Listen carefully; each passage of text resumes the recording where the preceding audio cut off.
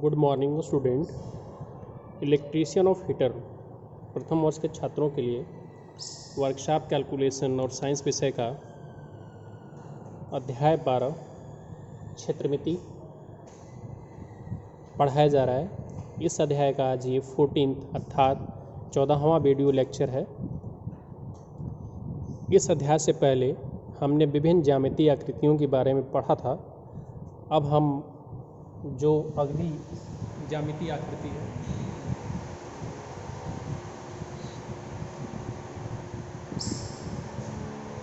उसके बारे में पढ़ने वाले हैं। तो इसमें हमारी जो आज की ज्यामितीय आकृति है वो षटभुज है। षटभुज मतलब हेक्सागोन, ऐसी ज्यामितीय आकृति जिसमें 6 भुजाएं होती हैं। तो देखिए हमने एक आपको जो है हेक्सागन बनाया है। इस हेक्सागन के सभी जो कॉर्नर हैं उनको हमने एक पॉइंट से दर्शा दिया है। जैसे ये कॉर्नर ए हो गया, ये बी, ये सी, ये डी, ये ई और ये एफ। तो हेक्सागन में कितने कॉर्नर होंगे? 6। अर्थात षटभुज में कितने शीर्ष होंगे? 6 शीर्ष होंगे। कितनी भुजाएं होंगी? 6 भुजाएं होंगी।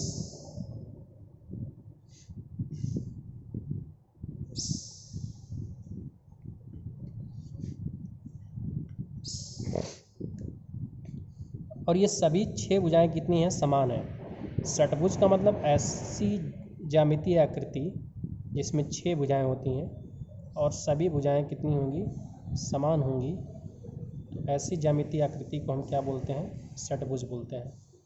तो जैसे अगर ये ए यूनिट की है तो ये भी कितनी होगी? ए यूनिट की।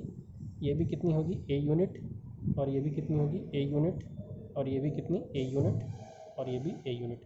तो सभी भुजाएं समान हैं। इसका एक सेंटर होगा इस षटभुज का।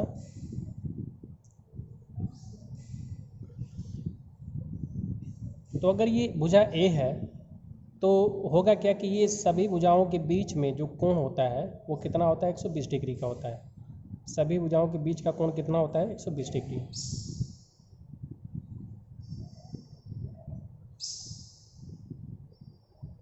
अगर हम इस लाइन को थोड़ा सा एक्सटेंड कर दें और यहाँ से इसको एक्सटेंड कर दें तो ये जो कोण बनेगा ये कितना बनेगा? 60 डिग्री बनेगा। तो इसी को हम क्या करते हैं? यहाँ से एक्सटेंड करते हैं। एक फिर से मैं ज्यामितीय आकृति बना रहा हूँ षटभुज।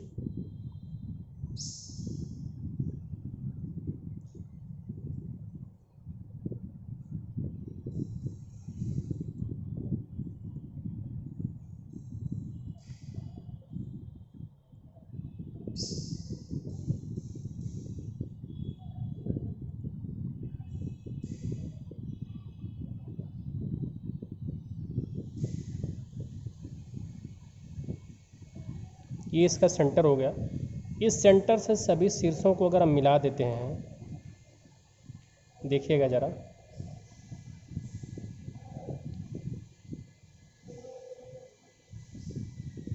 तो ये हमारा पूरा षटभुज जो है 6 त्रिभुजों में बढ़ जाता है। 1 2 3 4 5 6 त्रिभुजों में बढ़ गया। अब ये जो षटभुज है, चूँकि ये टोटल कोण 120 था तो ये बीचों बीच से जा रहा है। ठीक है, तो ये कितना हो जाएगा? 60 डिग्री। ये कितना हो जाएगा? 60 डिग्री। तो अगर ये 60 डिग्री है, ये भी 60 डिग्री है, तो ये ऑटोमेटिक 60 डिग्री का होना पड़ेगा। इसी प्रकार से ये भी 60 डिग्री है तो ये भी 60 डिग्री है, तो ये भी कितना होगा? 60 डिग्री। इसी प्रकार से ये भी 60 डिग्री है, ये भी 60 डिग्री है, तो ये भी कितना होगा? 60 डिग्री। इस बात से हमें ये पता चल रहा है कि ये जो षटभुज है, ये जो 6 त्रिभुजों में बटा हुआ है, ये सभी त्रिभुज किस प्रकार के हैं? समबाहु त्रिभुज। क्यों? क्योंकि इस त्रिभुज के तीनों अंतःकोण कितने के हैं? 60 डिग्री के हैं। तो इससे हमें एक निष्कर्ष ये निकला कि अगर ये भुजा ए है तो ये भी भुजा कितनी होगी? ए होगी। और ये भी कितनी होगी? ए होगी।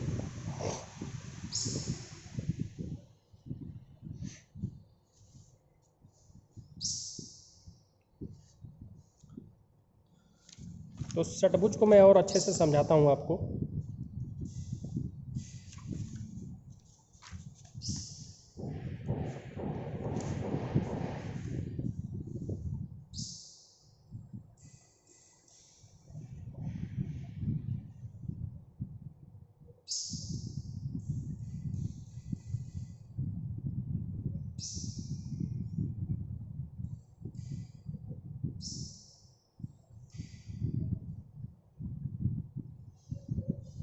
देखिए ये षटभुज है, 6 भुजाओं की आकृति है और हम ऐसा मान लेते हैं कि सभी भुजाएं क्या हैं, बराबर हैं, अर्थात ए यूनिट की हैं। ये भी ए यूनिट की है, ये भी ए यूनिट की, ये भी ए यूनिट की, ये भी ए यूनिट की, ये भी ए यूनिट की।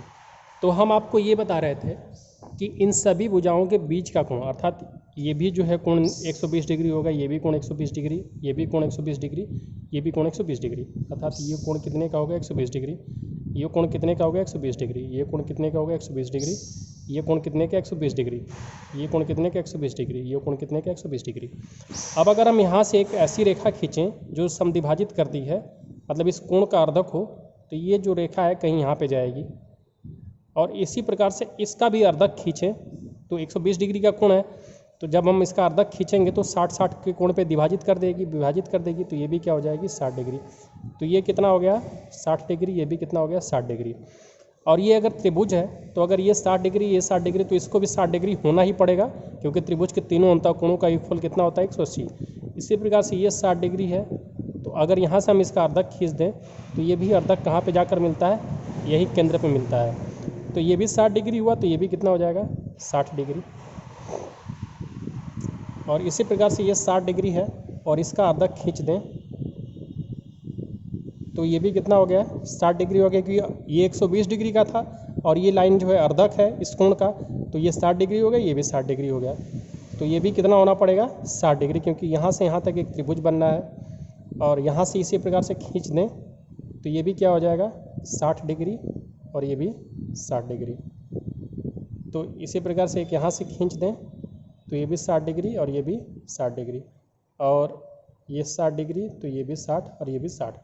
तो ये जो हमारा पूरा षटभुज था ये 6 समबाहु त्रिभुजों में बट गया, 1 2 3 4 5 6। इससे हमें फ़ायदा क्या हुआ कि अगर इस षटभुज को हमने 6 समबाहु त्रिभुज में बांट लिया है। अच्छा, एक बात और है कि जब हमें यह पता चल गया कि ये समबाहु त्रिभुज है, ये यहाँ से यहाँ तक इस केंद्र को हम O मान लेते हैं, तो अगर ये इस भुजा की लंबाई A है तो ये भी भुजा कितनी हो जाएगी, A, और ये भी भुजा कितनी हो जाएगी, A। तो अगर हम त्रिभुज नंबर 1 की बात करें, जिसको हम त्रिभुज 1 बोलते हैं, त्रिभुज 1 क्या है, समबाहु त्रिभुज है। और इसी प्रकार से जैसा त्रिभुज 1 समबाहु है, उसी प्रकार से त्रिभुज 2 3 4 5 6 ये सभी क्या हैं, समबाहु त्रिभुज हैं।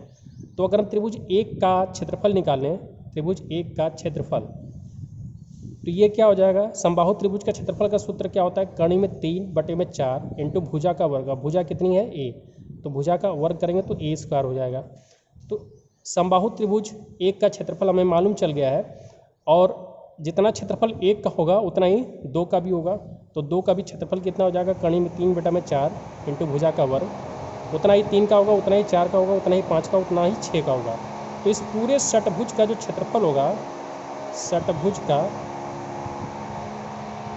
क्षेत्रफल, ये 6 गुणे समबाहु त्रिभुज का क्षेत्रफल,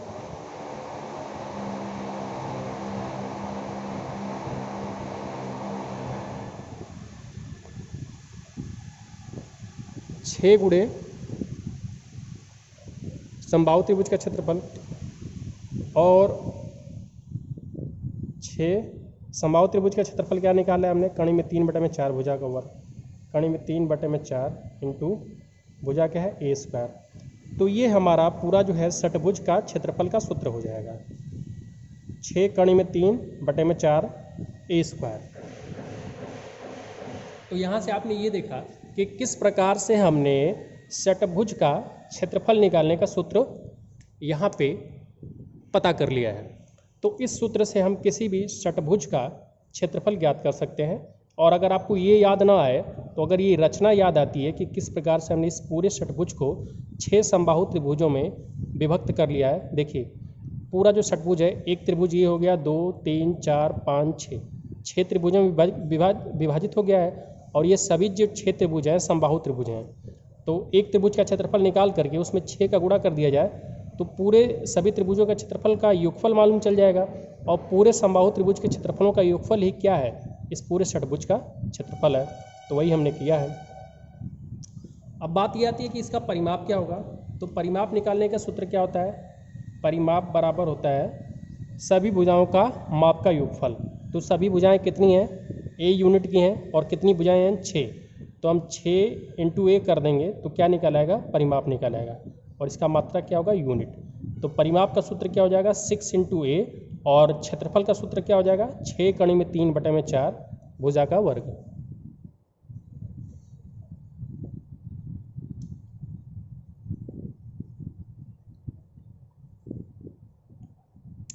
अब ये बात आती है कि इस वाले कार्नर और इस वाले कार्नर के बीच की दूरी, जिसको हम बोलते हैं डिस्टेंस अक्रॉस कार्नर, तो ये कितना होगा, तो डिस्टेंस अक्रॉस कार्नर। अब ये बताइए, ये ए यूनिट है तो ये भी कितना होगा, ए यूनिट, क्योंकि जितनी ये भुजा है उतनी ही भुजा ये है, तो ये भी कितना होगा, ए यूनिट होगा। और इसी प्रकार से अगर ये ए यूनिट है तो ये भी कितना होगा, a unit.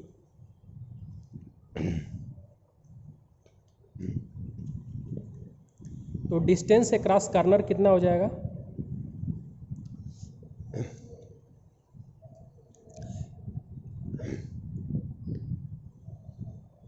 A unit A और ए यूनिट ये, तो कितना हो जाएगा, 2a यूनिट। तो डिस्टेंस अक्रॉस कार्नर कितना हो गया, 2a यूनिट। अब हम निकालेंगे डिस्टेंस अक्रॉस फ्लैट, मतलब ये समांतर भुजाओं के बीच की दूरी, तो ये हमारा हो जाएगा डिस्टेंस अक्रॉस फ्लैट, यही जो है डिस्टेंस अक्रॉस फ्लैट कहलाएगा। तो ये कैसे निकलेगा, अब ये देखिए, अब चूंकि ये ए था, ये भी ए है, तो ये भी कितना होगा, पूरा ए था, लेकिन ये जो डिस्टेंस अक्रॉस फ्लैट है इस पर लंब होगा, तो इसको 2 भागों में बांट देगा, तो ये कितना हो जाएगा, a/2 हो जाएगा, और ये भी कितना हो जाएगा, a/2। और ये चूंकि कोण 60 डिग्री है और ये समकोण त्रिभुज है यहाँ से, तो ये लंब हम निकाल सकते हैं। और tan 60 अंश बराबर क्या हो जाएगा, tan 60 अंश बराबर हो जाएगा, इसको हम नाम दे देते हैं an, तो an बटे में fn हो जाएगा। tan 60 अंश बराबर क्या हो जाएगा, an बटे में fn। तो an क्या है, इस त्रिभुज की ऊंचाई है, देखिए ये ऊंचाई, तो an ही हमें मालूम करना है। tan 60 अंश का मान कितना होता है, कड़ी में 3, और an और fn कितना है, इस पूरे जो है समबाहु त्रिभुज की जो भुजा है उसका आधा, अर्थात a/2। तो an बराबर क्या हो जाएगा, an बराबर हो जाएगा कड़ी में 3 a बटे में 2। तो अगर an का मान कड़ी में 3 a बटे में 2 है, तो वही मान तो en का भी होगा, तो en का भी मान कितना हो जाएगा, कड़ी में 3 a बटे में 2। और an और en का योगफल ही क्या कहलाता है, an और en का योगफल, इन दोनों को जोड़ देंगे तो वही क्या कहलाएगा, 2 समांतर भुजाओं के बीच की दूरी, अर्थात ए कहलाएगा। तो ए बराबर क्या हो जाएगा, an प्लस en, और इनको जोड़ेंगे तो ए बराबर क्या आ जाएगा, कड़ी में 3 a बटे में 2 प्लस कड़ी में 3 a बटे में 2। तो ये आपका मालूम हो जाएगा डिस्टेंस अक्रॉस फ्लैट। और ये कितना हो जाएगा, ये किसके बराबर होगा, ए के बराबर होगा, ये किसके बराबर होगा, an प्लस en। ठीक है, तो an का मान कितना है, कड़ी में 3 a बटे में 2, और en का मान कितना, कड़ी में 3 a बटे में 2। इसको जब जोड़ेंगे तो कितना हो जाएगा, कड़ी में 3 a। तो इसका मतलब डिस्टेंस अक्रॉस फ्लैट का सूत्र क्या हो गया, कड़ी में 3 a।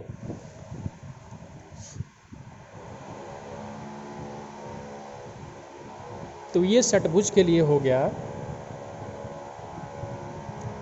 डिस्टेंस अक्रॉस फ्लैट की दूरी का सूत्र हो गया कड़ी में 3 a, और ये षटभुज के लिए हो गया डिस्टेंस अक्रॉस कार्नर के लिए 2a, और ये परिमाप का सूत्र हो गया 6 a, और ये क्षेत्रफल का सूत्र हो गया 6 कड़ी में 3 बटे में 4 भुजा का वर्ग। अब इसके आधार पे हम प्रश्नों को हल करते हैं।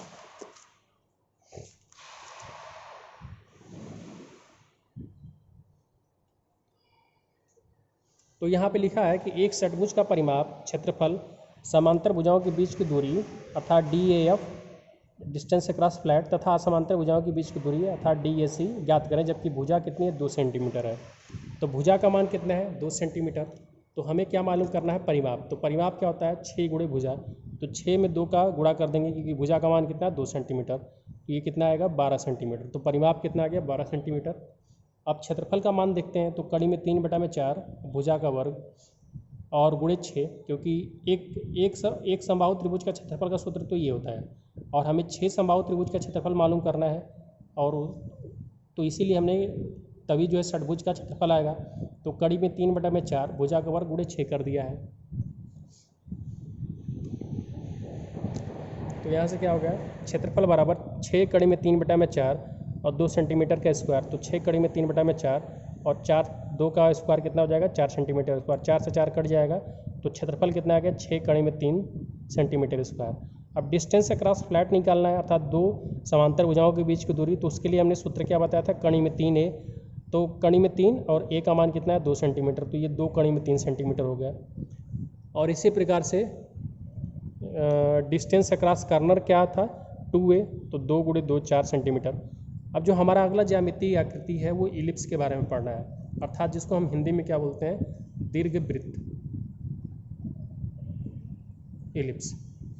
तो इलिप्स होता क्या है कि इसमें 2 एक्सिस होते हैं। आप देखेंगे एक अंडे जैसे आकार की आकृति है, तो इसमें ये जो एक्सिस होता है इसको हम मेजर एक्सिस बोलते हैं, अर्थात दीर्घ अक्ष। और ये जो छोटा अक्ष है इसको हम बोलते हैं लघु अक्ष। तो दीर्घ अक्ष, जिसको हम बड़ा अक्ष भी देख रहे हैं कि ये बड़ा अक्ष है, तो इसको हम दीर्घ अक्ष बोलते हैं। और ये जो इसका जो है सेंटर है इलिप्स का, तो इस सेंटर से भी ये इधर की दूरी a होती है, इधर की दूरी a होती है। तो दीर्घ अक्ष की जो लंबाई होगी पूरा ये यहाँ से लेकर के यहाँ तक होती है। तो दीर्घ अक्ष की लंबाई कितनी हो गई, 2a। इसी प्रकार से जो लघु अक्ष है, तो लघु अक्ष में सेंटर से, ये सेंटर है, सेंटर से इधर की दूरी भी b और इधर की दूरी भी b। और लघु अक्ष यहाँ से लेकर के यहाँ तक की लंबाई होती है। तो कितना हो जाएगा, 2b। तो लघु अक्ष की लंबाई कितना, 2b। और क्षेत्रफल का सूत्र क्या होता है, पाई इंटू दीर्घ अक्ष इंटू लघु अक्ष, यूनिट का स्क्वायर। तो इलिप्स के लिए क्षेत्रफल का सूत्र क्या होता है, pi into a into D. और परिमाप का सूत्र क्या होगा, 2 पाई कणी में a² + b² बटे में 2। तो ये आपका जो है परिमाप का सूत्र होगा।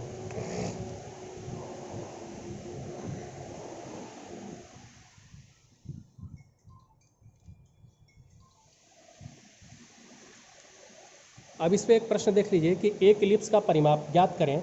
अगर बड़ा अक्ष 12 सेंटीमीटर और लघु अक्ष 8 सेंटीमीटर। तो ये बड़ा अक्ष 12 सेंटीमीटर, तो बड़ा अक्ष में दीर्घ अक्ष 12 सेंटीमीटर है, तो a का मान कितना होगा, 6 सेंटीमीटर। मतलब ये जो है 6 सेंटीमीटर, और ये पूरा 8 है, तो ये कितना हो जाएगा, 4। मतलब b का मान कितना, 4।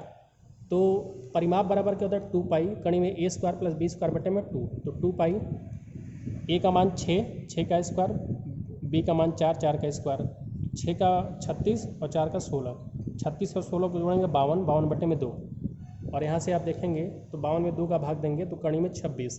तो 2 पाई कणी में 26 यूनिट, ये आपका जो है परिमाप आ जाएगा। और अगर कणी में 26 का वर्गमूल लेंगे तो 5.1 होगा, और पाई का मान 22/7 रख देंगे तो 32.6 सेंटीमीटर आएगा परिमाप। इसका मतलब कि ये पूरी जो लंबाई है चारों तरफ की बाउंड्री, ये कितने होगी, 32.6।